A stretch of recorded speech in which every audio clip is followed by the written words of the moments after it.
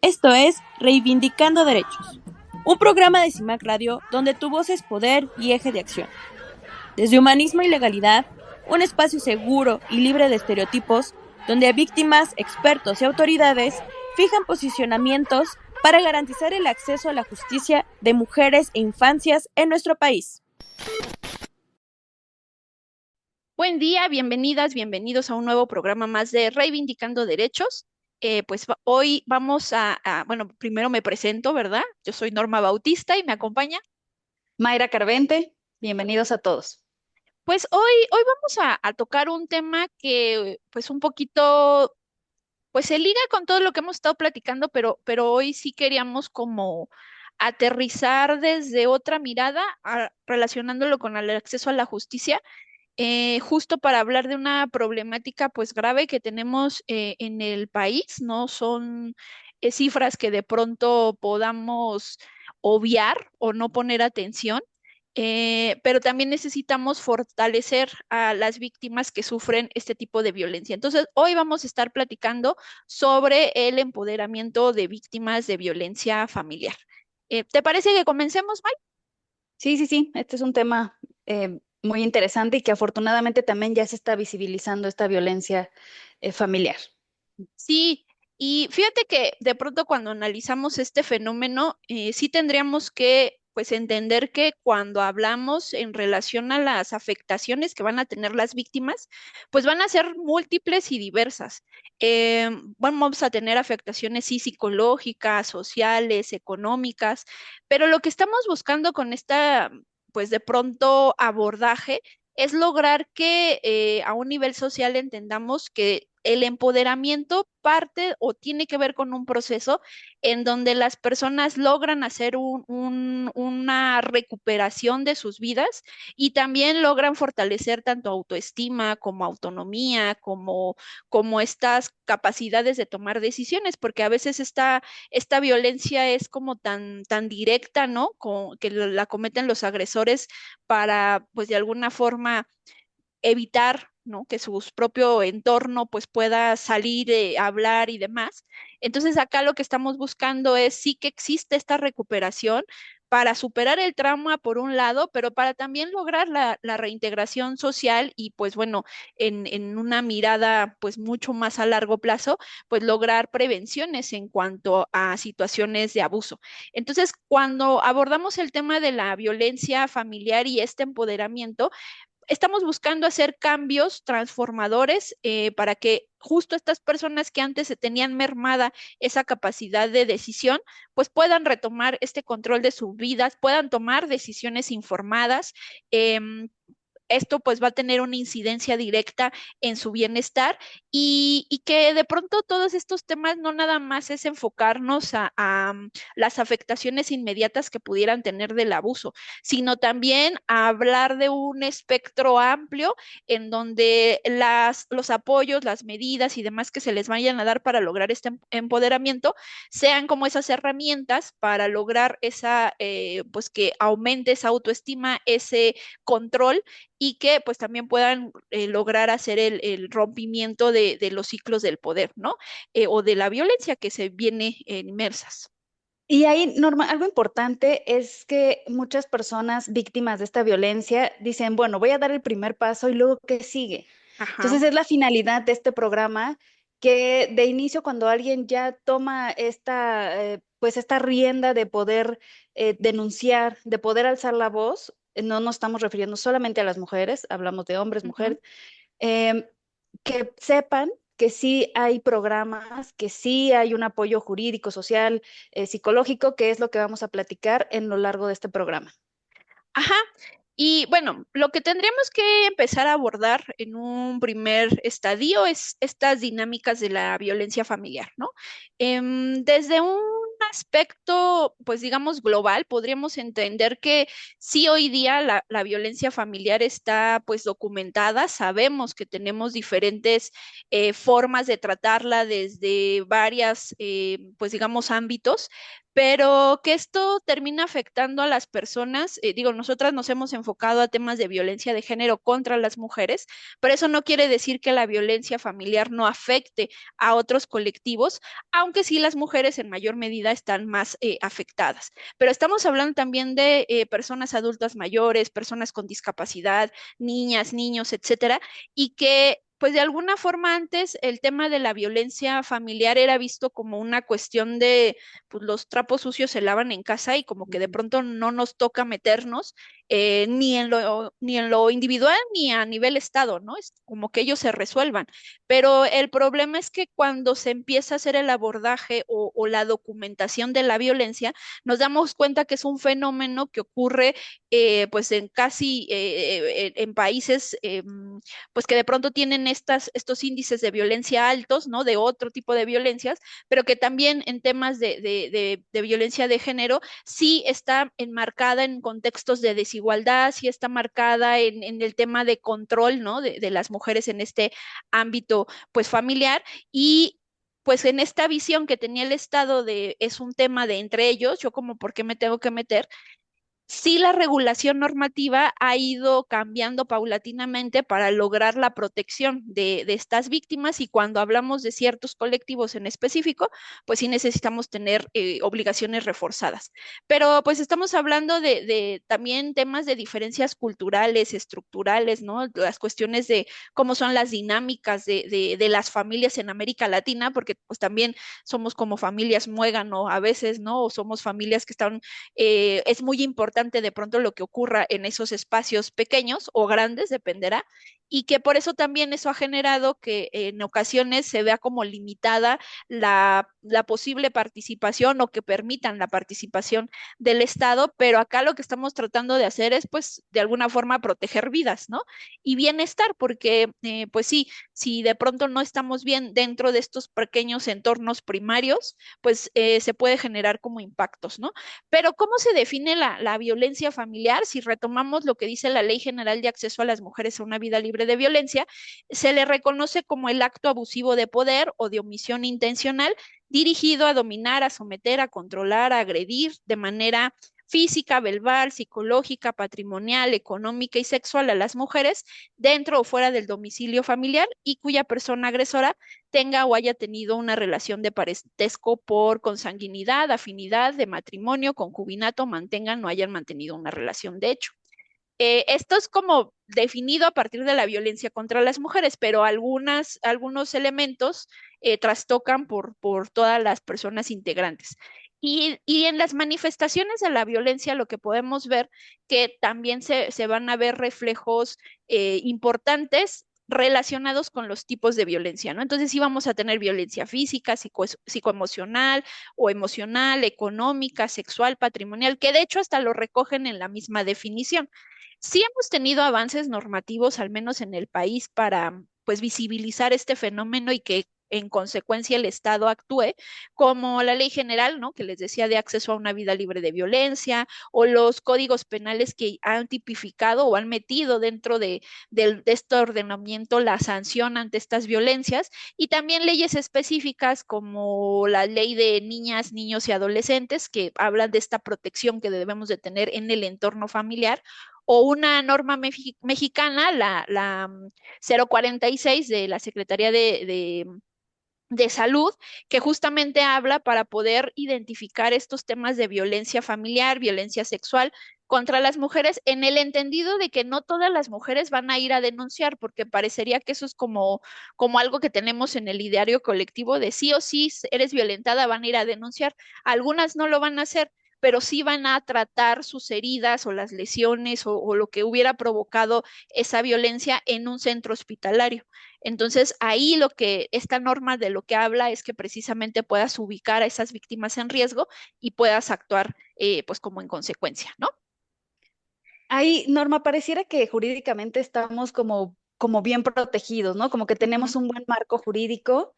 Sin embargo, ahí yo quisiera comentar y resaltar algo que vemos mucho en la práctica. No todos, pero sí muchas personas dicen esta frase, ¿no? Como típico mexicano, ¿qué haces? pues pongo mis bienes a nombre de mi hermana, de mi mamá, Ujú, escondo lo que tengo, no declaro realmente las cosas que adquirí, pues no doy mis cuentas bancarias, o sea, tratamos de evadir, porque aunque pareciera que jurídicamente estamos protegidos, ujú, pues sí, también este tipo de conductas hacen que difícilmente pueda encontrarse una justicia, ¿no? Se pueda lograr este resarcimiento o poder terminar de una manera bien en tema familiar. Entonces, sí quería resaltar esta parte. Y bueno, ante todo, hablamos de esta parte económica, que es la que yo te estoy comentando, pero también hay enfoques psicológicos importantes que son medulares en las personas que han sido víctimas de violencia familiar. Este trabajo psicológico se tiene que enfrentar el trauma, recuperar el sentido de identidad, porque pues es obvio que pasan por muchas etapas de violencia, ¿no? Porque algunos pueden ir, dicen, bueno, simplemente no me hablaba, me ignoraba, pero también esa es una violencia. ujú, Entonces, algunos ya llegan hasta los golpes y pues, ¿qué se tiene que hacer? Pues este tipo de terapias que se enfocan en la reconstrucción, en la autoestima, en el desarrollo de habilidades y pues también no solo se trata de una terapia individual que nos ayude a esta reconstrucción de la autoestima y la autonomía, sino que también podemos hacer una terapia grupal. Es importante que podamos encontrar apoyo, fuerza en otras personas que han pasado por las mismas circunstancias y este trabajo grupal pues nos va a proporcionar incluso como un espacio seguro donde las víctimas pueden compartir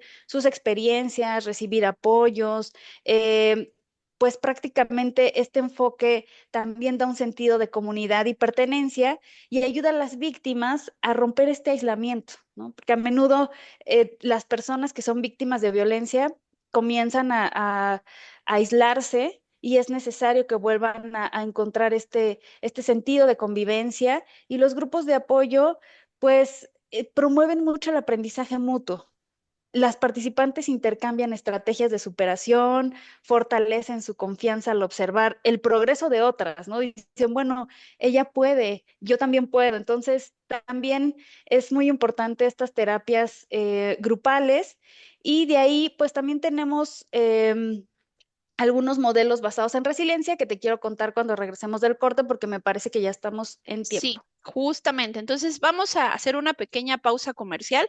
Recuerden, estamos en Reivindicando Derechos. Volvemos. En CIMAC Radio queremos escucharte. Queremos escucharte. Queremos escucharte. Comunícate con nosotras al 5535 0847 61. 5535 0847 61. Y déjanos conocer tus opiniones sobre nuestra programación. CIMAC Radio, periodismo con perspectiva de género. Regresamos de esta pausa comercial. Estamos en Reivindicando Derechos a través de CIMAC Radio. Recuerden que nos pueden estar escuchando a través de cimacradio.org y que los números de cabina, por si tienen alguna preguntita, algo que quieran aportarnos, pues son el 553508 4761. Repetimos, 553508 4761. May, nos estabas platicando sobre de pronto estos apoyos desde la parte psicológica, ¿no? Que podríamos tener para las víctimas. ¿Nos cuentas? Sí, les platicaba de manera muy general la importancia y la relevancia de pues estos apoyos psicológicos en lo individual y también en el tema en grupo, ¿no? Porque nos sirve estar conviviendo con otras personas que han padecido o han caminado también un tema de violencia. Y pues sirve mucho también porque se pueden ir empoderando una a la otra y ver resultados, eso alienta. Hay modelos basados, por ejemplo, en la resiliencia, que nos dice, pues bueno, también podemos, estos enfoques psicológicos basados en resiliencia, pues se centran para equiparar a las víctimas con habilidades prácticas para enfrentar adversidades, reconstruir su vida. Entonces nos van dando una serie de técnicas, por ejemplo, de manejo de estrés, de resolución de conflictos, en donde las mujeres van teniendo otra visión, o las víctimas en general van teniendo otra visión. No solo se busca la recuperación del daño emocional, sino también que puedan ellos desarrollar o ellas desarrollar una capacidad para que las víctimas puedan prevenir futuras situaciones de abuso. Entonces, esto es muy importante, y pues desde este enfoque el papel activo de la víctima en su propia recuperación es fundamental. Entonces, también hay otros programas, otros modelos, por ejemplo, la educación y sensibilización como una herramienta del poder, pues es clave para las víctimas. Se les brindan conocimientos prácticos sobre sus derechos, recursos disponibles, les dan talleres de autodefensa física, emocional, ayudan a las personas a desarrollar habilidades y protegerse y tomar decisiones informadas, ¿no? Porque tener esta seguridad de sé a lo que voy, sé lo que debo decir que sí, lo que debo decir que no, obviamente te va dando ese empoderamiento y esa seguridad de poder seguir y tomar mejores decisiones. Entonces, paralelamente, la sensibilización comunitaria también es fundamental. Necesitamos que la educación y la sensibilización pues han evolucionado, obviamente ya se convirtieron en herramientas dinámicas para las víctimas. Aquí, pues obviamente también hablamos de un papel importante que tiene la comunidad en la sensibilización, ¿no? La sensibilización comunitaria es esencial para combatir estos estigmas y transformar las actitudes que pueden ir perpetuando la violencia doméstica. Tiene que haber campañas mediáticas, educativas, dirigidas no solo a la víctima, sino también a la sociedad. ¿Y qué se busca? Visibilizar el problema, se busca fomentar respeto de los derechos humanos y también alentar a los testigos de violencia a actuar como aliados. Esto es muy importante porque, como decías al inicio, pues yo no me meto, ¿no? Ujú. Es su matrimonio, ellos sabrán. No, no, no. Puedes denunciar cómo lo tienes que hacer. Entonces, de eso nos sirven estas campañas. Por eso es tan importante la labor y la sensibilización de la comunidad en este aspecto.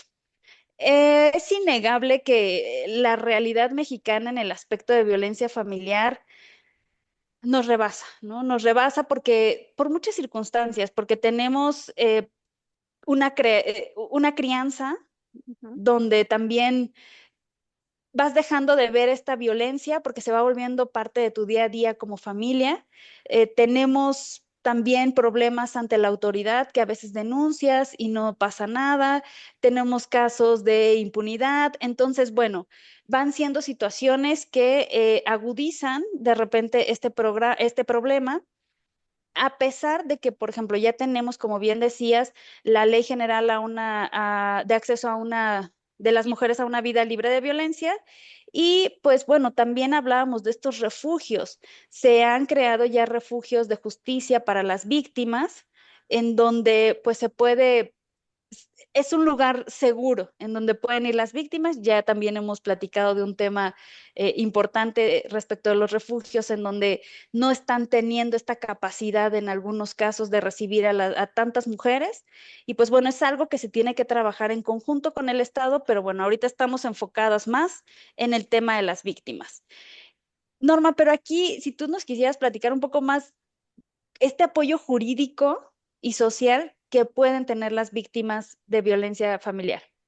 Sí, porque tal cual como lo refieres, cuando hablamos de esta problemática, sí tuvo que existir una regulación jurídica para poder plasmar como un tipo penal este tipo de violencia, pero eso más allá de tener el tipo, es, ok, sí, ya lo tengo, pero ¿y qué vamos a hacer con las víctimas? Porque el que denuncia no necesariamente implica como que en automático se resuelve la vida al firmar la denuncia, ¿no?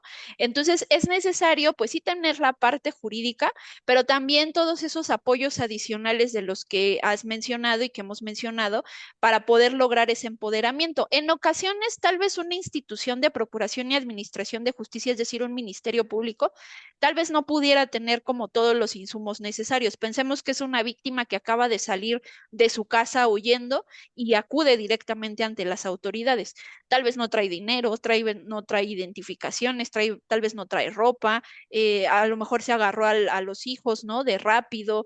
Entonces, acá lo que se busca, y por eso es que también se crearon estos centros de justicia de mujeres o especializados, para que fuera como una atención integral. Sí te doy asesoría jurídica, pero sí también te puedo mandar a refugio, pero también te puedo dar ciertos apoyos, pero también te puedo canalizar con otras instancias. O sea, al final es como esa red de apoyo estatal para lograr de alguna manera superar la situación de vulnerabilidad.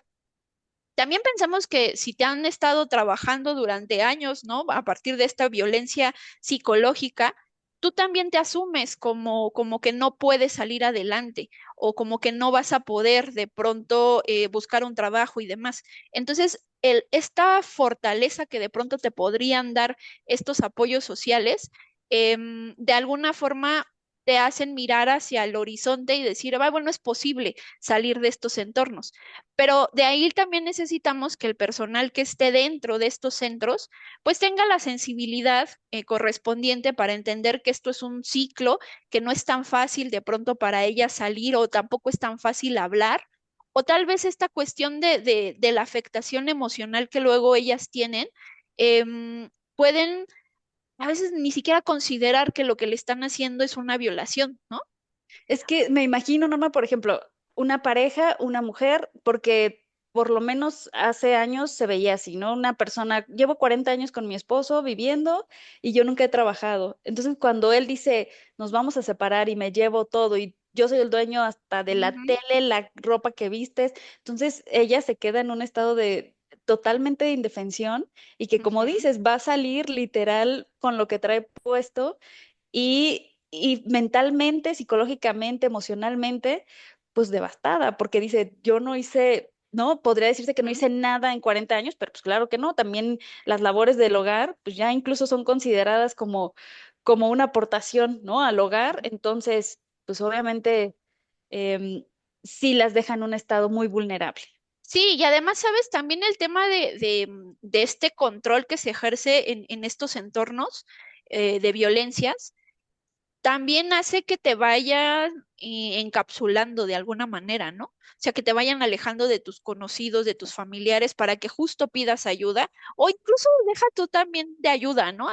Tal cual, porque a veces si ni siquiera te das cuenta que estás en un contexto de violencia, pero cuando de alguna forma te relacionas con otras personas y platicas cuestiones que te molestan o no sé, cualquier tema de tu vida cotidiana, pues a lo mejor ahí te vas a dar cuenta como, o sea, que no es normal que si no le calenté la comida, o sea, cosas que, Sí. insisto, ¿no? Lo haces en tu cotidianidad, pero que no lo asumes. Entonces, acá lo que sería importante mencionar es que al menos desde el Estado sí se piensa en eso. Ya también hemos hablado de si son efectivas o no, y yo creo que eso también nos podría ayudar un poco la invitada que tenemos hoy día, porque sí, o sea, las herramientas están.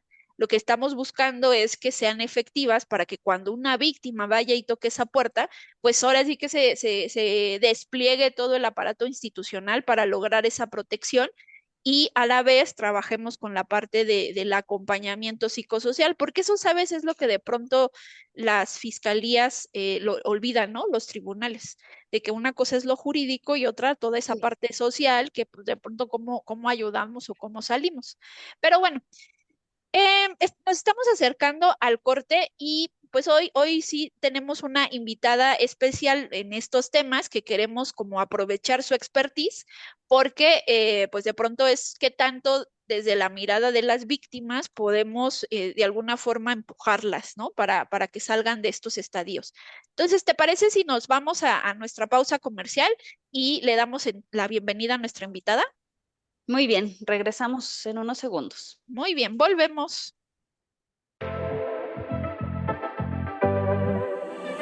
CIMAC Radio, queremos escucharte. Queremos escucharte. Queremos escucharte. Comunícate con nosotras al 5535 0847 61. 5535 0847 61. Y déjanos conocer tus opiniones sobre nuestra programación. CIMAC Radio, periodismo con perspectiva de género. Regresamos de esta pausa comercial. Recuerden, estamos en Reivindicando Derechos a través de pues CIMAC Radio.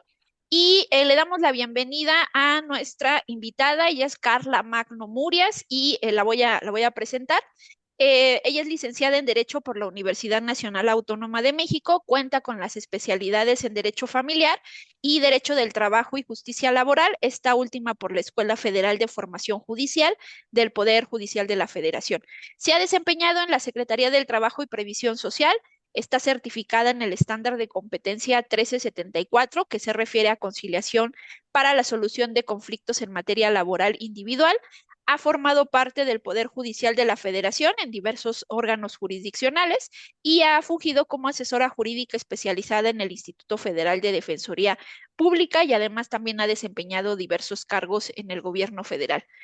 Carla, te damos la bienvenida y además también les comentamos a nuestro auditorio que Carla es nuestra nueva también adquisición de Humanismo y Legalidad. Entonces, si ya saben, ¿no? Si tienen ahí algún tema, nos pueden buscar a través también de los números de cabina, que se los repito, 55 35 08 47 61. Y pues, Carla, muchas gracias por estar con nosotras. Bienvenida, Carla, a Humanismo y al programa. Hola chicas, pues gracias por la bienvenida. Un honor formar parte de este equipo de mujeres talentosas y profesionistas. Pues Carla, tenemos algunas preguntas. Pues estamos hoy hablando de este tema de pronto de cómo empoderamos a las víctimas de violencia familiar.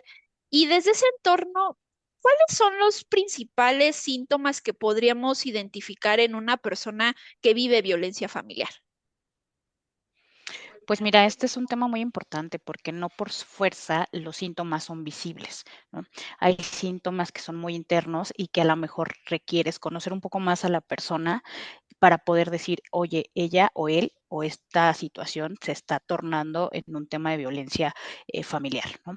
Al no ser tan visibles estos síntomas, generalmente las víctimas esconden como tal aquellos indicios que a personas dentro de su círculo puedan generarles la pequeña o el detonante de decir él o ella es víctima de violencia, ¿no? Usualmente, pues lo que estamos acostumbrados son los golpes, ¿no? Golpes inexplicables, lesiones inexplicables que siempre por la víctima se minimizan, ¿no? Ay, me pegué con la puerta, me caí, pero no es nada de cuidado, ¿no? Siempre el minimizar por miedo a que realmente llames la atención, ¿no? Oye, ¿por qué constantemente te golpeas? ¿Por qué constantemente tienes fracturas? ¿Por qué constantemente tienes rasguños? Entonces, al final, la víctima lo que trata es de minimizar cualquier situación que le pasa, ¿no? También tenemos síntomas o indicios que no nada más son físicos, también son emocionales. Emocionales, usualmente las víctimas son personas carentes de autoestima, personas carentes pues de alguna red de apoyo familiar, pues, usualmente son solitarias, usualmente se aíslan, no son personas que aparentemente sean felices, ¿no? Son personas que tratan siempre de estar en un ambiente controlado donde ellas puedan controlarlo fuera del agresor, ¿no? O fuera de este ciclo de violencia. Entonces, usualmente la conducta de estas personas son conductas que tienen temor a todo, ¿no? Miedo a salir a lo mejor de la rutina porque están en un excesivo control, ¿no? Entonces, al final, si salen de esta, digamos, de su rutina diaria por a lo mejor ir a convivir con sus compañeros de trabajo, esto las altera, ¿no? Ya me tengo que ir a casa, no es que no puedo por A, por B o por C, ¿no? Y al final, pues estos rasgos también conductuales, ¿no? Usualmente las personas que cambian de estado de ánimo. Pueden ser personas que hoy están muy felices, pero en 3 minutos están muy tristes. Entonces, esos cambios de ánimos tan repentinos también son indicios de que es una persona violentada. Ojo, no son los mismos rasgos entre adultos y niños, ¿no? Los niños también despliegan ciertas conductas que pueden llamar la atención, como el ser niños retraídos o tener un bajo rendimiento escolar o tener conductas regresivas. ¿A qué refiero con regresivas? Niños que usualmente no tienen un control de esfínter, ¿no? O que a lo mejor van en quinto de primaria y pues tienen evacuaciones sin control, ¿no? Entonces, esto detona también que pues los maestros o los tutores estén pendientes de estos niños, porque el hecho de que un menor no tenga buenas calificaciones no propiamente es por una atribución a su capacidad mental, ¿no? También habría que analizar qué situaciones en su entorno social se están presentando para que también podamos determinar si un niño es violentado. Y también los agresores tienen ciertos síntomas o ciertos rasgos, ¿no? Los agresores suelen ser personas controladoras, personas que tienen celotipia, o sea, es decir, a su pareja la controlan de más o la llaman de más. O sea, está bien que te llamen y hola, ¿cómo estás? Llegaste bien al trabajo, pero siempre y cuando estas llamadas no traten de ser para un control, ¿no? Que limita su correcto funcionamiento a lo mejor en su casa, en su trabajo o en su vida, ¿no? Cotidiana, porque si no contestan el teléfono hay un problema. También estas personas usualmente no nada más son violentos con la persona que vive en el domicilio, ¿no?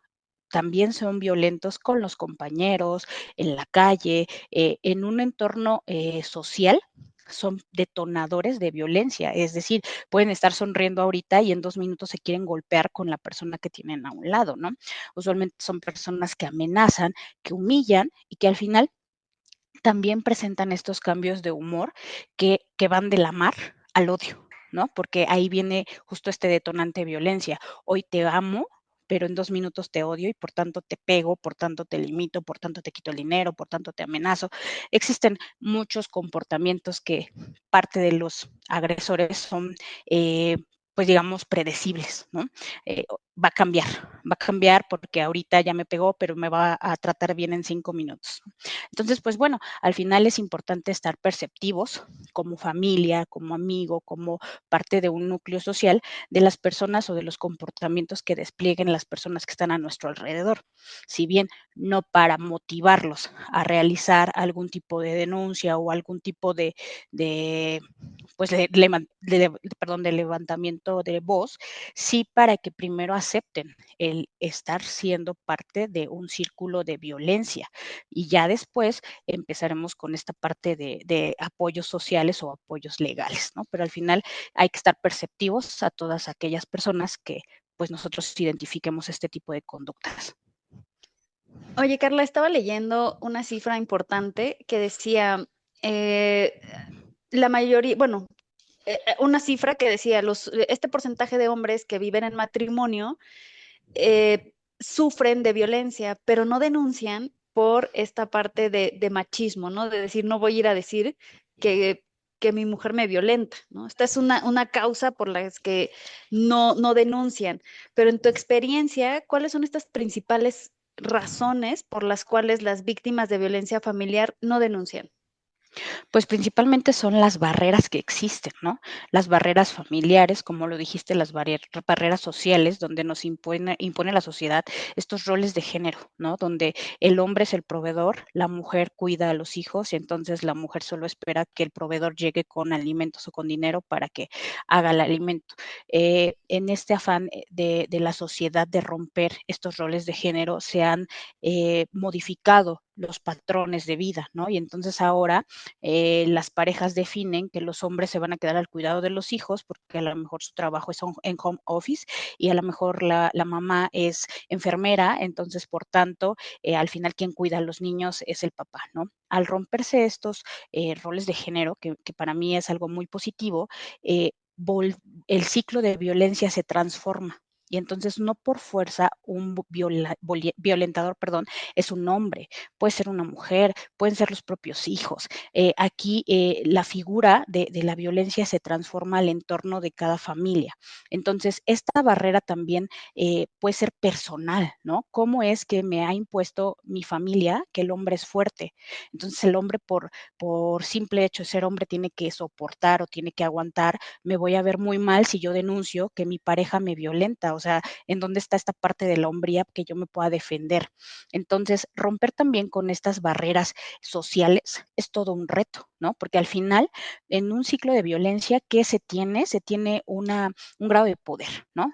Primero le tienes el miedo a un agresor, agresora, que hay una falta de empoderamiento de la persona que es violentada. ¿Por qué? Porque no tiene un valor eh, académico, un valor social, un valor económico, y entonces al no tener un empoderamiento, ¿qué haces? Pues bueno, tengo miedo de lo poco que tengo contigo, lo pierda, ¿no?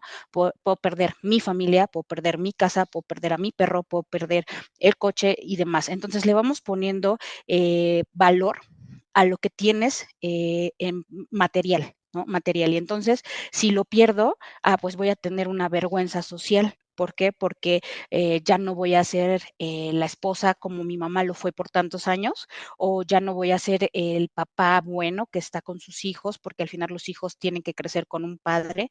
O sea, ese es un punto que tenemos que romper. No por fuerza el vivir en familia, que está dentro de este ciclo de violencia, la generación de la violencia, es bueno, ¿no? O sea, al final para mí siempre es infancia es igual a destino. Entonces, si tú estás acostumbrado que tu núcleo familiar hay detonantes de violencia, pero lo peor es que estos detonantes se normalizan, vas a repetir estos patrones. Entonces, para mí es importante también hacer este énfasis. No hay que normalizar la violencia que por años he sufrido. No es tu misma situación la de tu mamá, la de tus abuelos, la de tus vecinos. Cada asunto es por completo distinto y no tienes por qué darle una similitud, porque ahí viene también este tema de la presión cultural, ¿no? O sea, es que tú eres hija de familia disfuncional, por ende vas a tener una familia disfuncional. Eso tampoco es cierto, porque para ello es importante acudir a redes de trabajo individual para poder fortalecer la toma de decisiones y para poder delimitar qué actitudes son buenas o qué actitudes son malas o qué actitudes se asemejan a la violencia que yo viví de joven que no quiero replicar, ¿no? Entonces, pues hay que partir del punto de no idealizar a la persona que te agrede. ¿Por qué? Por el amor a los hijos, por el amor a la vida, por el amor a él va a cambiar, ¿no? De tantos años van a hacer que cambio, que me valore y que se dé cuenta que al final valgo la pena y que me debe de tratar bien. Quitemos esta parte de idealizar a la persona que está a tu lado para verla como una persona, como un ente individual que si tiene el valor de violentarte hoy, lo va a seguir haciendo, ¿no? Y justo con esto que mencionas, ¿no? De pronto cómo las personas que están inmersas en este contexto de violencia tienen como diferentes, pues, miradas de observar el fenómeno, ¿no? Tal cual como tú lo dices, pues también cada casita tendrá sus problemáticas. Pero de pronto, ¿cuáles serían o cuáles consideras tú que son las principales barreras que pueden tener las víctimas para justo lograr este empoderamiento? O sea, esta asumir que no pueden en realidad es algo que no lo pueden superar o ahí de pronto, ¿qué elementos considerarías? Yo creo que la principal barrera que tienen es la barrera social, ¿no? Una persona que es violentada usualmente no tiene una red de apoyo. ¿Por qué? Porque el agresor en principio lleva a la víctima al grado de aislarse de todas estas redes de apoyo para que justo no tenga este empoderamiento. Entonces te aíslo de tu familia, te aíslo de tus amigos, te aíslo de las personas que me puedan generar de alguna manera el riesgo de que tú despiertes, ¿no? O el riesgo de que adviertas que lo que estamos viviendo es violencia y que no es normal, ¿no? Entonces, al final, al no tener una red de apoyo desde la parte familiar, pues estás solos, ¿no? O tú como víctima, perdón, te consideras que estás solo en el mundo. Y entonces viene la siguiente barrera, que es la barrera emocional. Resulta que pues yo me encuentro emocionalmente limitada o mermada y también psicológicamente, ¿no? Porque nunca he tenido una atención inmediata por parte de nadie. ¿no? A veces el solo hecho de compartir mi vivencia con otra persona me ayuda a que psicológicamente esté empatada, ¿no? Y entonces el solo que me escuche a alguien ya da por como tal un plus.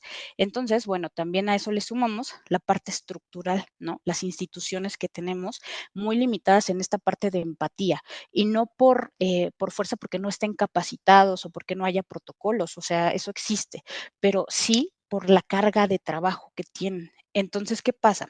Llega una persona, perdón, con baja autoestima, va y dice, oye, es que soy violentada, entonces recibe un maltrato, que siempre ha tenido un maltrato, entonces dice, es normal que también me violenten en la vida, ¿no? No nada más mi agresor, también las instituciones, entonces, pues, creo que es normal que los seres humanos se traten así, entonces me voy, ¿no? Me voy a continuar con mi vida como normalmente lo haría. Entonces, por ello es muy importante que las víctimas eh, rompan este estado de confusión que siempre tienen. ¿Por qué es un estado de confusión? Porque el agresor en ese estado las va a poner, ¿no? En esta confusión de decir, te amo, tan te amo que hoy te llevo a cenar, pero mañana te voy a golpear. Entonces ya no te amo, pero pasado mañana te vuelvo a premiar, ¿no? En esta parte o sea, ¿me quiere o no me quiere? No entiendo, estoy en una confusión. Y también el no contar con recursos económicos que genera como tal la dependencia. Dependencia a esa persona respecto a la cuestión emocional de tengo una pareja, pero también a la cuestión psicológica. Es bien importante o impresionante cómo una víctima requiere el maltrato para sentirse querida. Una víctima a la cual tú no maltratas no considera que la pareja la quiera, ¿no? Entonces buscan patrones, esta parte de, ok, lo dejo, pero mañana voy a encontrar otro agresor que me va a violentar de distinta forma porque es algo normal. Hay que romper con este estigma social donde si tú dejas a algo o si dejas a alguien, eres fracasado o eres la dejada o ya estás vieja y enferma, ¿cómo lo vas a dejar? O tantos años, ¿por qué los vas a tirar a la basura? O sea, al final yo creo que la integridad debe de ser siempre valorada más allá del bienestar económico o del bienestar social, ¿no?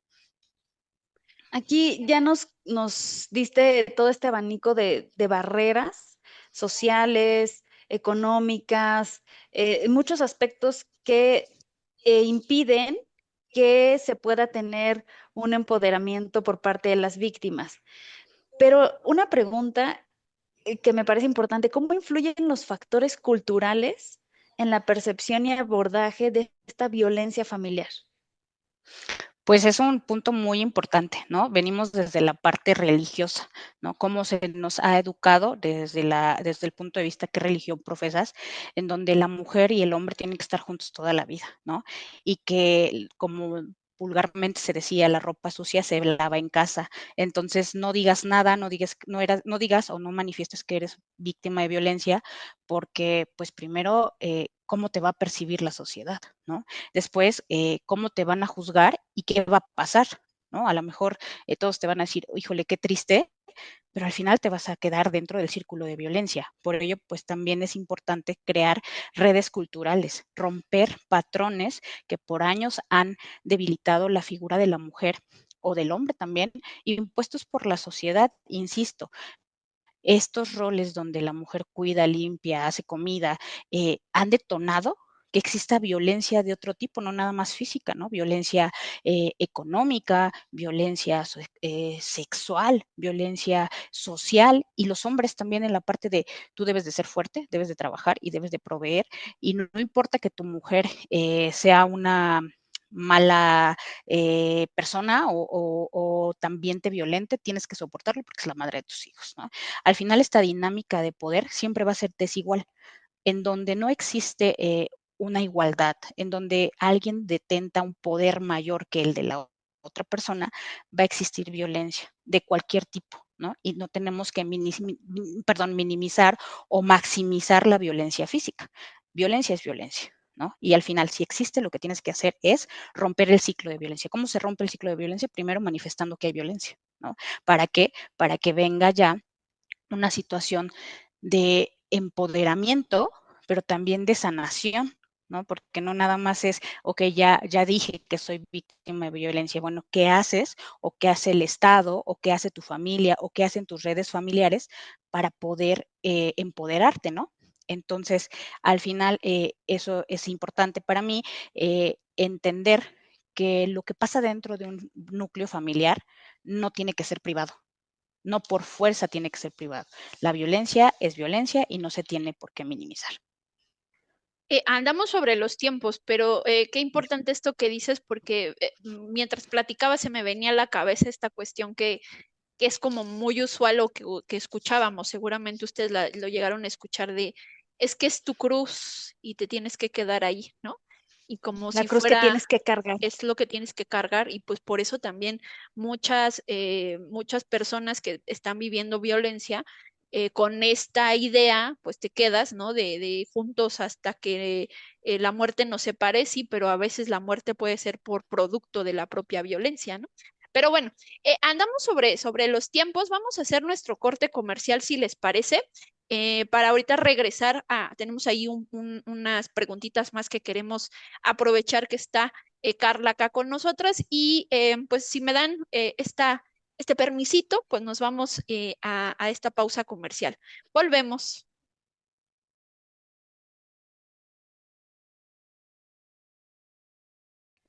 Bueno, estamos de regreso en este programa hablando del empoderamiento de las víctimas de violencia familiar. Carla nos ha respondido varias preguntas que nos ha dado mucho panorama de cómo estamos en este aspecto, por lo menos también aquí en México.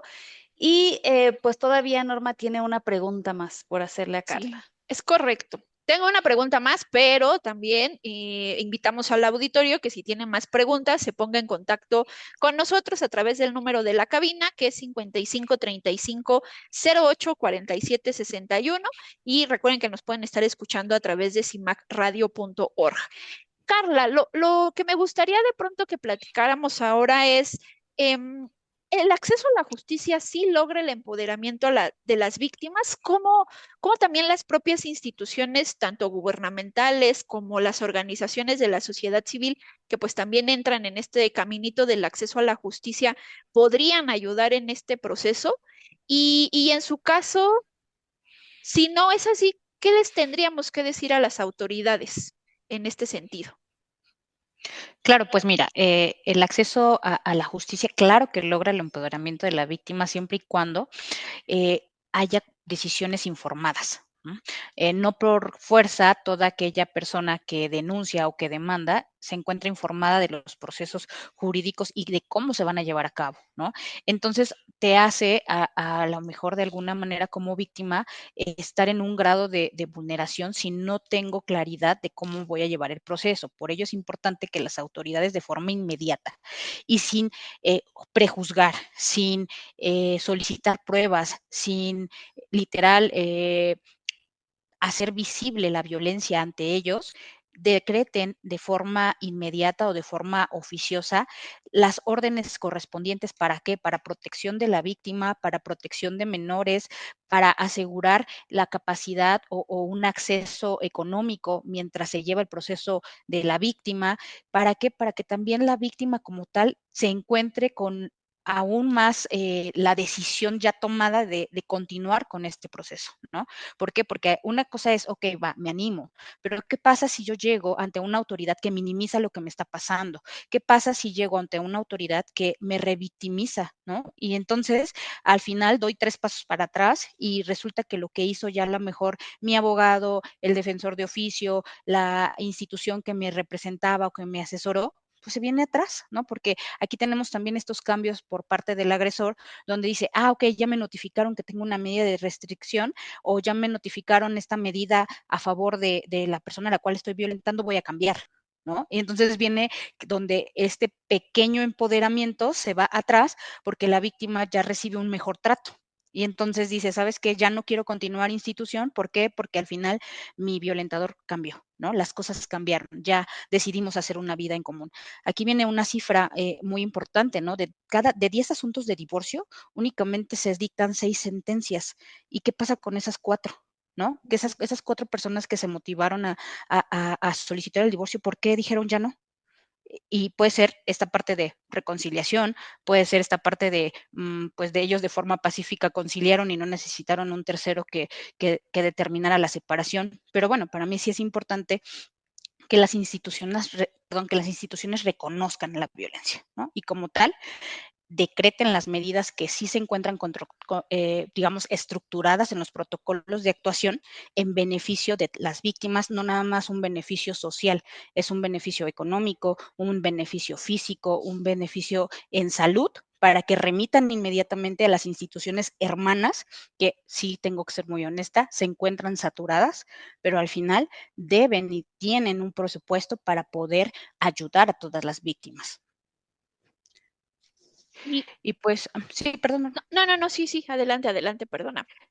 No te preocupes, pues al final lo que queremos o lo que se busca como tal, yo creo que todas las dependencias que pues representan o que tienen como tal el bienestar social, es que todos los procesos legales sean reales, no nada más trabajar o poner a trabajar el aparato jurisdiccional en una sentencia que no se termine, ¿no? Tenemos que lograr generar conciencia social y cambiar esta cultura que tenemos donde en México la violencia no se sanciona. Aquí hay que sanar a la víctima, pero también tenemos que hacer un proceso de sanación a la persona que genera violencia, ¿no? Para que no la replique en otro vínculo familiar y entonces sea un patrón que no se rompe generacionalmente.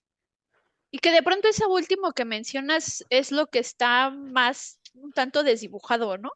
Porque aunque sí lo mencionan en algunos ordenamientos jurídicos, al menos yo desconozco dónde haya un centro, ¿no? Como de a dónde canalizamos. Si llegase alguien a alzar la mano y reconocer que es generador de violencia, pues a dónde canalizamos. Pero ¿saben alguna otra cosa que también sería importante que abordáramos y que nos ha sucedido en las asesorías que de pronto nosotras damos? Porque nosotras de alguna manera estamos más enfocadas al tema penal, que ahora con la incorporación de Carla acá a Humanismo estamos queriendo ampliar este tema justamente por lo que les voy a platicar. Es que en muchas ocasiones la cuestión de que sean y seguramente tú también lo has visto, May, el que estamos llevando un asunto donde tiene un contexto familiar, ¿no? Pensemos una agresión sexual. eh, en ocasiones se desdobla la parte familiar y a veces en esta cuestión de que yo soy penalista, pero Car es de la materia familiar y Mayra es solo de amparo y demás, como que cuando se atraviesa diferentes ramas legales, es como, bueno, sí, pero yo solamente voy a ver el penal, ¿no? Mayra solamente va a ver el amparo. Carla, pero a veces sí necesitamos cruzar la información porque hay algunas cosas de lo que está haciendo CAR que me puede pegar a mí en lo penal o a May en el amparo, no sé. Y eso a veces es complicado. No, hemos tenido como estas complicaciones a veces en el sentido de que no le dábamos nosotros el seguimiento porque no nos daba, pues, hoy día ya lo vamos a abrir, pero de pronto es acercarte con otro abogado y decir, oiga, abogado, pues fíjese que yo estoy en la materia penal, nada más no vaya a decir esto acá, no voy a ocupar estas pruebas, y parece que les dices, ¿cómo crees? ¿No? Es que no podíamos ver el asunto integral, ¿no? Ajá, No podíamos ver como todo y además creo que sí la perspectiva de cada abogado es diferente porque algo que como sociedad, como funcionarios, como asesores, debemos de dejar de juzgar, ujú, porque a veces es muy fácil el dar el consejo, ¿no? De ya déjalo. Pues, ¿qué estabas ajá. haciendo? ¿Qué? Y no conoces esta historia, este contexto, y que pues puedes revictimizar. Con un comentario así, puedes hacer sentir mal a una persona, pero tú no sabes lo que ella está pasando. Entonces, también me parece que este ojo que puede tener a lo mejor Carla desde lo familiar, a lo mejor Norma desde lo penal, sí te ayuda a ver y a trabajar un expediente, pero no solo el expediente, sino el trato hacia la víctima va a ser diferente y va a ser integral. Eso ay, no, perdón. Car, adelante. Yo creo que también valdría la pena que exista un registro federal de agresores, ¿no? O sea, general, no hablo de agresores sexuales, simplemente, a ver, Carla está llevando un juicio familiar de violencia de su menor hija tal, ¿no? O sea, al final que las instituciones puedan hacer match para que no propiamente sea el abogado que representa a la víctima o a las partes en un asunto, digan lo que les conviene, porque esta parte también es buena, ¿no? A veces hago omisión de esta situación para que no me quiten esto o para que no se clasifique el delito así, ¿no? O sea, que exista una base de datos general donde un juez familiar pueda ingresar y ver, o un juez laboral diga, oye, pues este está mintiendo porque resulta que sí tiene familia, entonces tengo que asegurar alimentos. O sea, hacer esta parte de trabajar institucionalmente, pero al final dejando a un lado si eres dependencia federal, local, administrativa, ¿no? Hagamos ya todo un conjunto de registros que estén al alcance de cualquiera, ¿no? De cualquier particular. Es más, yo hoy lo digo, tienes una cita por Tinder con un tipo, ¿no? Y puedas poner su nombre y ahí te diga, ¿sabes qué? Es deudor alimentario y también está en una situación de violencia y demás. Entonces tú digas, oye, no salgo ahí, ¿no? O sea, yo estoy pensando a lo mejor ya muy avanzada y a lo mejor entramos en un tema, de vulnerar pues intimidad, pero pues al final yo creo que tenemos que visibilizar que la violencia se tiene que pues denunciar, ¿no? Y se tiene que sancionar. Sí, y justamente en ese punto pensaba en este registro que tenemos de deudores alimentarios, que lo que en su momento sí se puso como que protecciones es esto que mencionas, Car, de la intimidad, ¿no? De decir, no, es que el registro era público. Entonces dijeron, bueno, está bien, sí, ¿no? Quitamos el que sea público para resguardar como estas cuestiones de confidencialidad, seguridad, pero eso no quita que no estás pagando la pensión. Entonces el registro va a seguir, es institucional, que de pronto lo pueden revisar y todo, pero pues ahí estás, ¿no? O como esto que acaba de pasar hace un tiempecito la marcha del 8 de marzo, y no sé si ustedes vieron la nota de hicieron como un tendedero de deudores alimentarios y hubo una persona que pues se indignó por esta circunstancia. Sí entendemos la parte de estás exhibido, ¿no? Sí, pero pues si hubieras pagado la pensión no estarías exhibido, ¿no? No quiero acá confrontar el tema de si un debido proceso y demás, pero sí la cuestión de lo innegable de que somos un país abandónico, ¿no? De parte del lado paterno. Y de pronto, qué fácil de pronto es decir como, pues es que el machismo solo se difunde también por las mujeres. Pues sí, porque si son mujeres solas que están cuidando a sus hijos, pues ¿dónde estaba el papá que también le tocaba educar, ¿no? Pero bueno, esas son ya otras temáticas que podríamos abordar en otros programas. Te damos pues las gracias, Car, por estar acá. No sé si quieras darle algún último mensaje a nuestro auditorio. Sí, claro, pues ojalá este pequeño programa llegue a todas y a todas aquellas personas que estén siendo parte de un ciclo de violencia y que se animen. Tan solo el levantar el teléfono y comunicarse con nosotros para poder recibir una asesoría integral, valdría la pena que lo consideraran, porque existen pues organizaciones como la nuestra donde podemos ayudar de forma objetiva a todas aquellas causas que lo requieran. Pues muchas gracias, Carmay. Lo último que quieras decirle al auditorio. Pues te agradezco, Carla, que hayas estado en el programa, y al auditorio, pues ya saben que estos programas son con la finalidad de que también puedan ser tomadores de decisiones con información. Es correcto. Gracias. Pues bueno, no nos queda más que despedirnos. Nos vemos la siguiente semana. Estamos esto fue más bien Reivindicando Derechos. No olviden, por favor, las redes sociales donde nos pueden escuchar, cimacradio.org. Y pues ya por último, repito el número de cabina por cualquier tema que quedó ahí pendiente, nos pueden buscar 55 35 08 47 61. 55 35 08 47 61.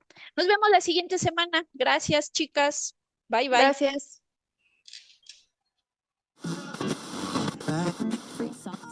Esto es Reivindicando Derechos, un programa de CIMAC Radio donde tu voz es poder y eje de acción. Desde humanismo y legalidad, un espacio seguro y libre de estereotipos, donde víctimas, expertos y autoridades fijan posicionamientos para garantizar el acceso a la justicia de mujeres e infancias en nuestro país.